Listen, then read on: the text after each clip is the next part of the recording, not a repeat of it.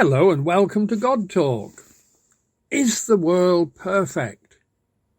The words perfect and imperfect are used a lot in everyday conversations.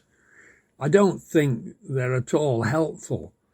But in this video, I want to focus on that one question. Is the world perfect?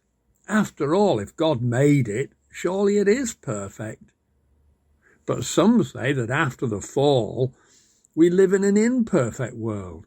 Tsunamis, earthquakes, diseases, don't these all point to an imperfect world? Certainly these things aren't very good for us human beings, but tsunamis and earthquakes simply arise from what we might call the laws of nature. And if I lie ill, struck down by a disease, there may be something wrong with me, but there's nothing wrong with the world. The disease is simply doing what it does and follows its natural destructive path. Indeed, scientists study these things to find the causes and hopefully predict and prevent future occurrences. However, we can imagine a world that with just a few changes would make life so much better for us. A little more fresh water, fewer diseases to ravage us and pests to ruin our crops would make the world so much better for so many people.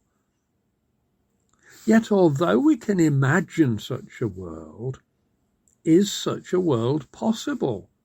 What changes to the laws of nature would have to have been made to result in a world that had fewer tsunamis and debilitating viruses?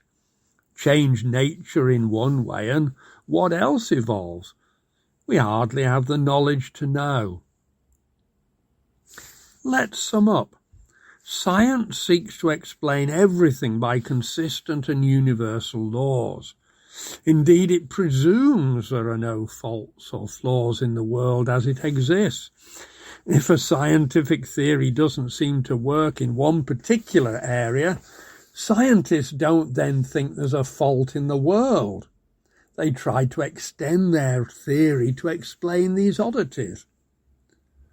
Secondly, we can imagine worlds more suited to human life, and while they are coherent and an inspiration for filmmakers and novelists, and even though we strive to bring them about through our interventions and technologies, it is difficult to know whether such idealistic environments would have been genuinely possible without human intervention. There doesn't seem any point in trying to describe the world as perfect or imperfect. And therefore there doesn't seem to be any point in looking for God in the supposed perfections or imperfections in nature. That's the design argument for God. It's a total distraction. The universe is awe-inspiring. So too is our ability to describe it and explain it, and our use of that knowledge to transform our lives.